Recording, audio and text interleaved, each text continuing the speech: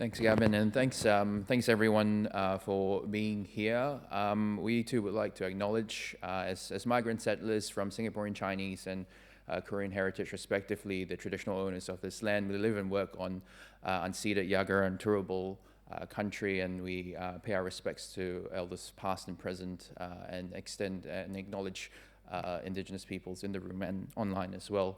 We'll start by extending a vote of thanks to a few people who have been integral to this project. Obviously, the State Library of Queensland in particular, Troy Keith and Catherine Cottle, to some of my colleagues at the University of Southern Queensland, Associate Professor Peter Cook, who is in the room, who has been extremely supportive and enthusiastic about this project, as well as Professor Andrea Lamont Mills, who has provided additional financial backing for this project and to extend this project with interviews in Gayndah, the oldest town in Queensland, and we're not going to have time to cover that extra interviews here, but I thought I'd acknowledge them now, as well as the Asian Australian Alliance and Ms. Erin Chu, who is also here, and you will get to meet her briefly later. And obviously, Griffith University for their support with Dr. Kim, and with University of Southern Queensland for myself, and most importantly as well for the restaurant owners who were generous enough, I suppose, to share the stories that we'll be talking about today. So I'll start by as I've alluded to, this is who we are. Amy's a lecturer at Griffith University. I am a lecturer at the University of Southern Queensland. We're both co-conveners for the Asian Australian Alliance, which is a grassroots advocacy network that looks at amplifying and creating change for Asian Australian voices. So this project was very much tied into the work of the Asian Australian Alliance. And as part of our work with the AAA, lots of the conversations that we've had, have flagged to us the fact that, there is really a dearth and a lack of voice about Asian Australian stories and histories, especially in the contemporary era, and definitely quite tellingly so in Queensland, especially when we compare it to New South Wales and Victoria, for instance. Obviously, I guess some context for this project as well. We met during COVID, and it was a time where there was a re-emergence of overt discrimination against Asian Australians and Asian Australian restaurant owners, and as a result of that, impacts on their business and their livelihoods as well. So that was very much, I guess, and one of the key motivations, I suppose, behind this project. Lunchtime is coming up. I'm sure everybody's hungry, and so I am. And I guess a lot of Asian community food is very important part of developing relationship and sharing stories. So I guess when I first came to Australia in 2020 in Queensland, the notion of cup of tea was really important. For us, it's a sharing a meal.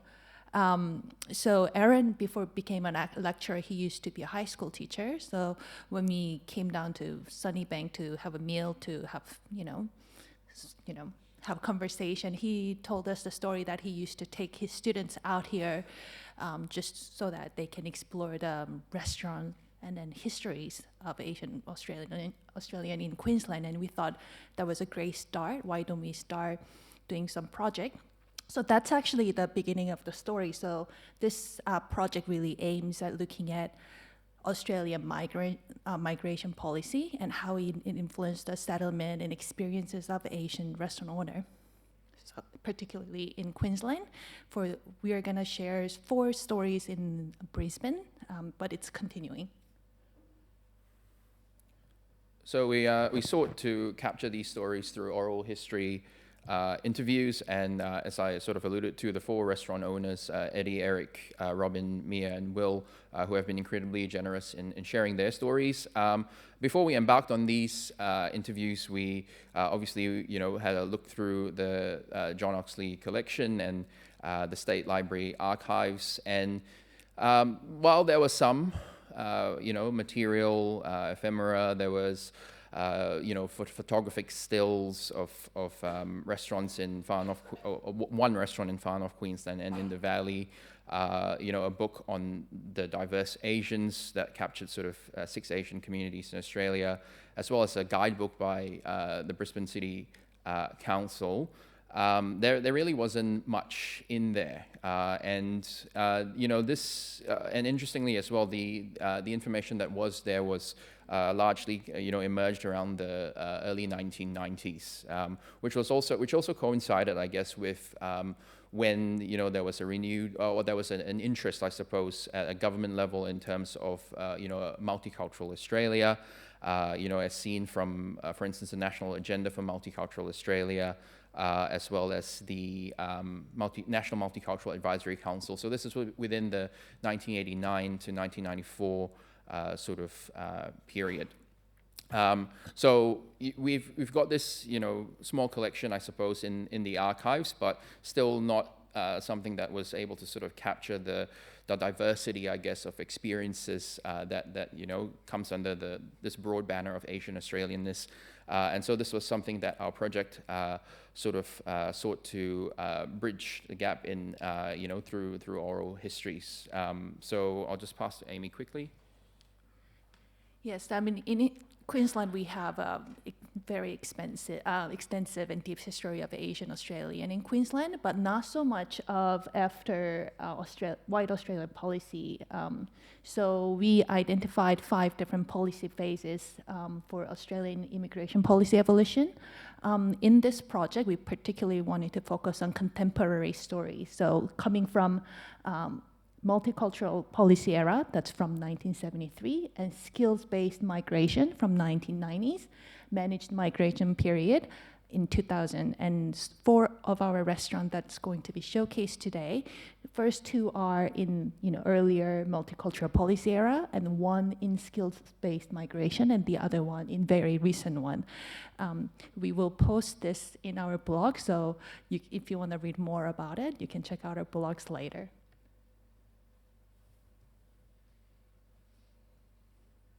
And can we play that, please?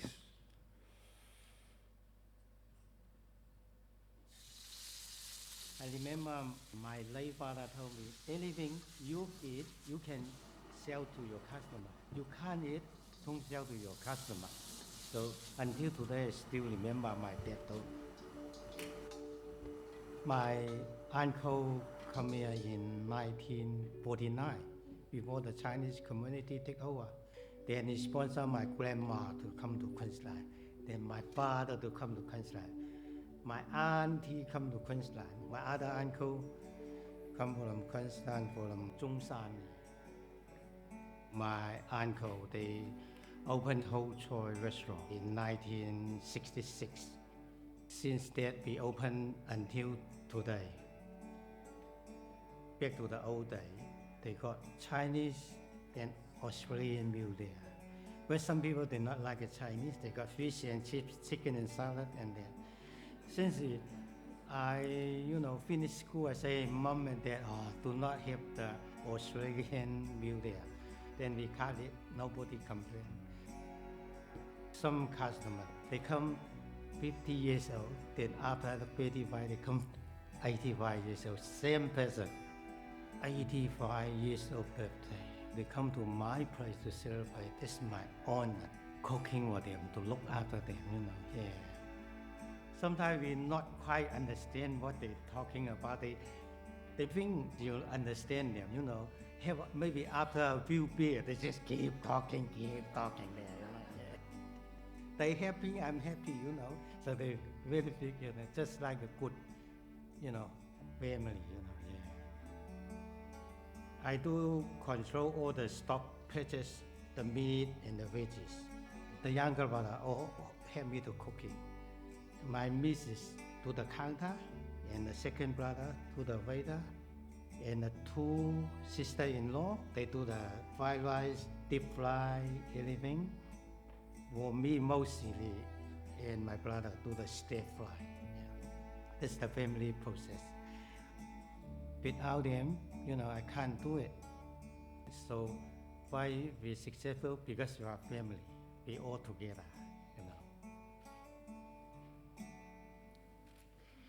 So as you can see, actually this is just 2 minutes, but it's an hour-long interview. You can actually find it in State Library archives later.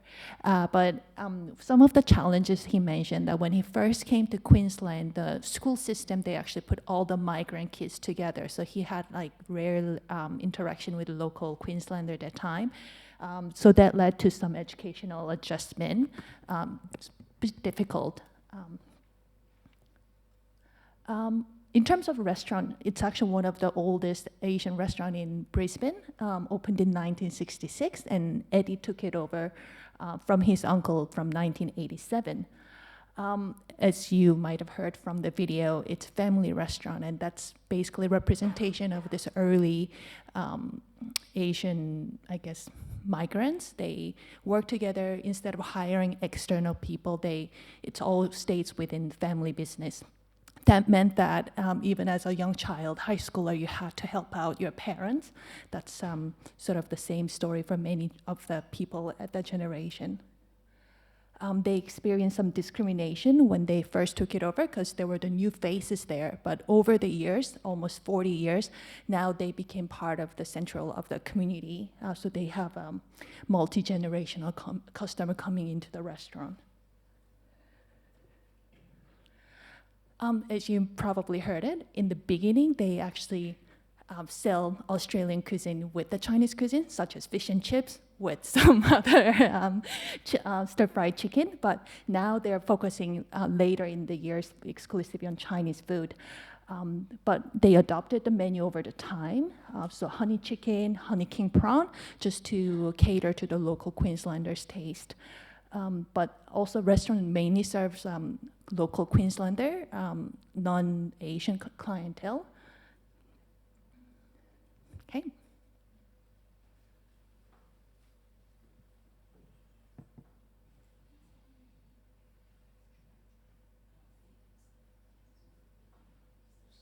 Playing. Can we play that, please? Chinatown, it is not an easy environment, certainly not in the early 80s. It's very rough.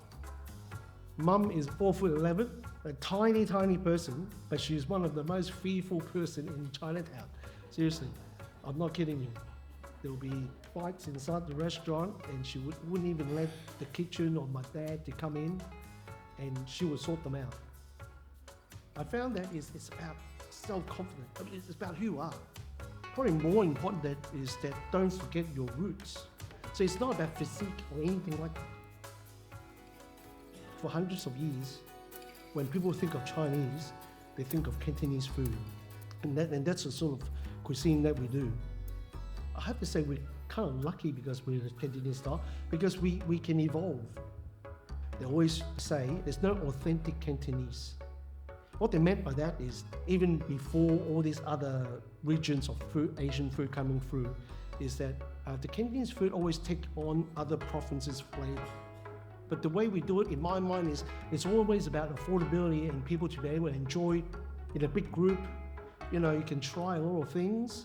How do I preserve this and let now new generation of people to come and say, hey, this is how it used to be, and see if we like it. So Enjoy in Chinatown was a bit of an institution, and so that was Eric Cheong, and he moved moved over here from Hong Kong in 1979 with his family. So this was during the multicultural policy era, which was soon after the dismantling of the White Australia policy, and so obviously it opened up to migration from the region we now know as Asia, and obviously it is an institution, the restaurant itself, but not without its challenges, especially moving around different states, from Newcastle to the Sunshine Coast, and then to New Farm and the Valley, and so on. Lots. It was a really rich story that Eric shared with us about, I guess, the challenges he faced in school as result of being, I guess, one of the few Asian kids in school, and the general, I guess, the atmosphere in being in the valley as well, which according to him at that time was quite a lively, if you get what I mean, sort of environment. I guess in terms of the restaurant itself, once again, lots of really interesting stories coming out. The different a range of different personalities, as Eric put it, would frequent the restaurant, and it made for a really sort of interesting backdrop, I guess, to how the restaurant sort of evolved, and eventually how the menus and so on changed as well. And you can sort of see in that photo up there the menu in traditional Chinese characters, and that's obviously evolved as time has gone.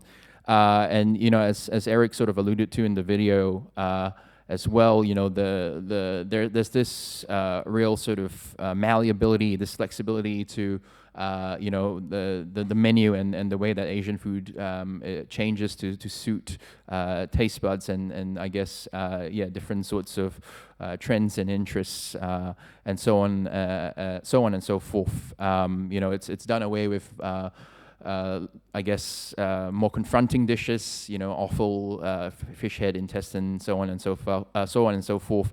But certainly still remains a rich sort of community hub to this day. And we'll move on to King's Food Next, which was that's owned by Robin Yu. So can we play that video, please?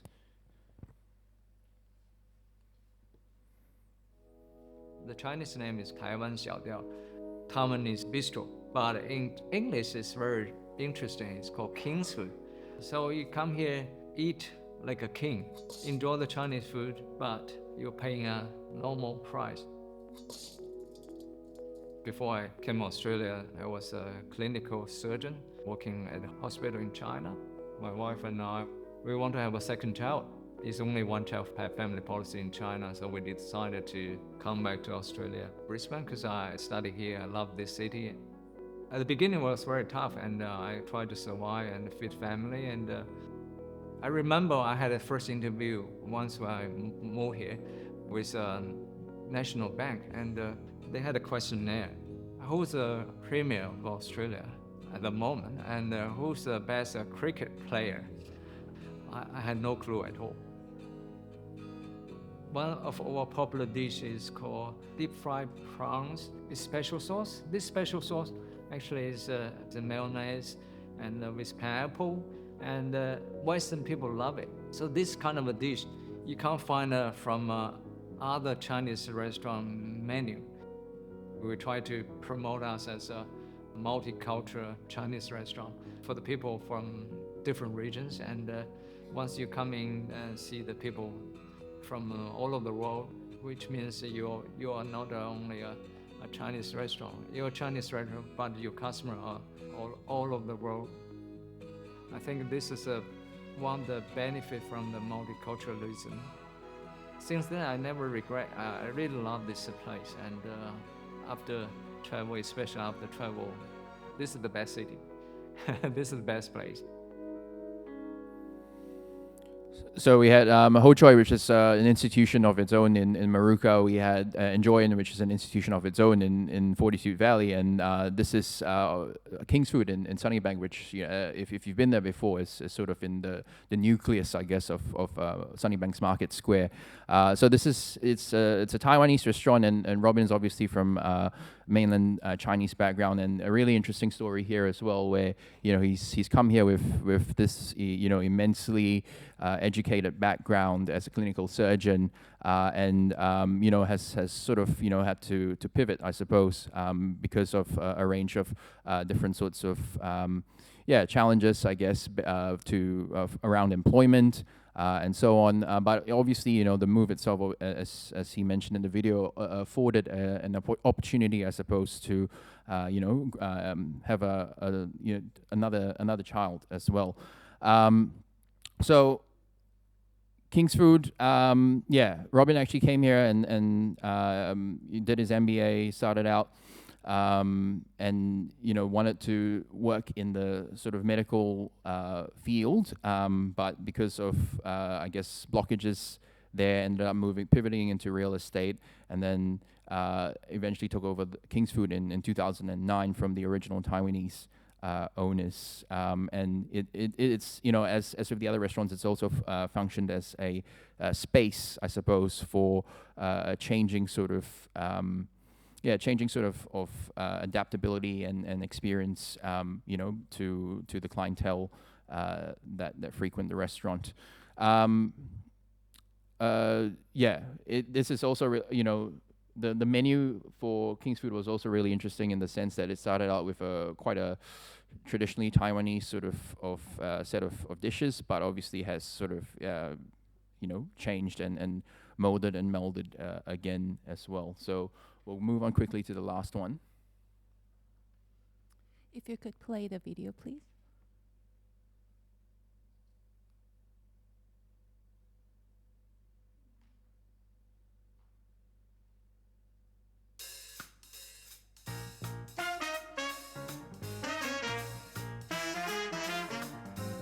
We happy because we are happy. As Will said, we just try to being us. Anyway, we here for 12 hours. We can't avoid it. Then just enjoy it, That's sort of like our mentality. In Korean, we say chong. I think it's very close with the caring is sharing, sharing is caring. We want people have best experience with our food as well as the service, and probably beyond that, as an extra mile. When we starting to do delivering the food, we put little chocolate pie, because when the people actually walk into the shop, I can share chong with the people. But then if they order delivery, then we can't share the chong. So I send a chong, which is chocolate pie. And then I got lots of feedback say it's surprising that I only ordered the kimbap and there is desserts in there. I just want to share the chong. Don't lose the sharing, carrying. Don't lose the heart. Okay, next generation. Yeah, so this is Mia and Will. They're siblings, and as you probably remember seeing Robin's presentation from the factory, it's actually on Montague. So it's kind of crazy for me to see after 100 years how Hilllands or Westland is becoming more multicultural. Mia and Will came into both Queensland to study English. And Mia started working as a working holiday visa, which is pretty common stories for lots of new young people to migrate into Queensland. The Kordak, they share the stories because they experienced discrimination, but now we are looking for stories, not looking at the stories at workplace now, because they both worked in the field of hospitality before opening their business. So Mia, for example, mentioned about how only Asian chef is only always behind the kitchen versus non-Asian chefs are in the front of the face of the restaurant, and we'll share that same story. And that's pretty common stories when we actually did a workplace discrimination report for AAA as well. Food at Kordak, now we are seeing the trends of actually staying authentic. So it's this Korean street food there, and then incorporating the Korean philosophy of Chang. So instead of catering towards the local Western preference of taste, they are remaining true to the Korean flavor and Korean philosophy and Korean. And they even have meetup events where they share the Korean language every Wednesday. But interestingly, their clientele is actually mostly non-Korean, non-Asian as well. So as you can see, just to wrap it up, early period, we hear from Eddie and Eric, primarily family based migration, it took longer processing time, normally 5-6 years for Eddie's family, move one by one. Like from the Robin story, we learned that it's actually education to permanent residence pathway and much faster processing skills for skilled migrants. Recent period, it's mostly focusing on temporary working visa pathway. So it's going back to uncertainty and policy fluctuation as well.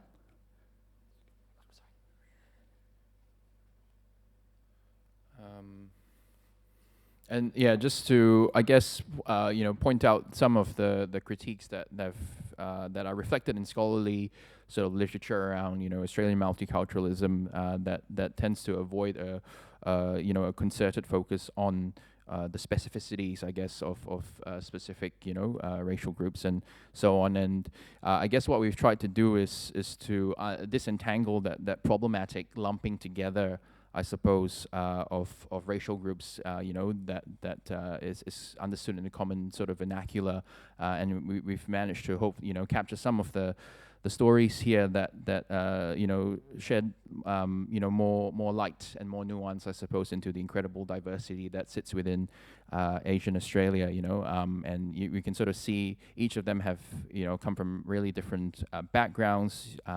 And have had completely different trajectories, I suppose, into the restaurant business, and all of that has been obviously shaped significantly by the sort of migration, multicultural policy influences, but also the general, I guess, tolerance for what is okay and what is not in terms of discrimination as well. So. I'll let Amy talk about this one quickly. Yeah. So from the stories that we learned, that restaurant is now it's not only the source of food, but it's also cultural ambassador, whether it be from 1970s to now. Impact of immigration restriction on culinary tradition is also happening, but what we are interested in seeing is that from the earlier story to now, we are now actually seeing more diversification of Asian cuisine. A lot of Asian cuisine focused on Chinese cuisine only back in 1970s, but recently we actually, and then we moved to Vietnamese cuisine. And now we see so much of diversification, not only by country, but different cooking methods as well. So if you have any recommendation of any restaurant that you tried, please send us an email. But before we wrap it up, we want to also share what's to come, next phase. To do that, I would like to invite Erin Cho, our national convener of AAA.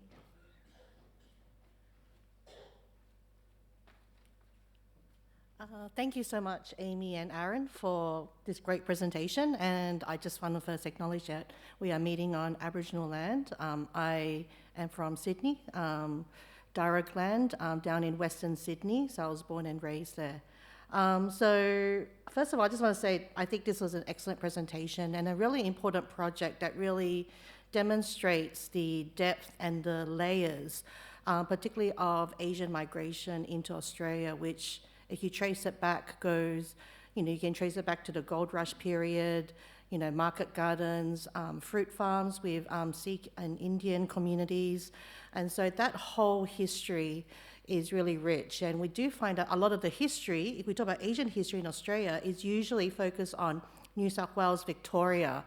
And so we wanted to do this as a point to look at Queensland, which has a really long history with Asian migration and Asian history. And we thought this is a great way to start, and we're hoping with the additional funds that AA will be putting in and more fundraising to come, we can also expand this to look at outside of Brisbane, northern Queensland, and other parts, because a lot of these Asian restaurants in the early days started in areas where there were hardly any Asians at all, and you saw that with the first restaurant where came into an area where there were not many Asians, and this is a very common story.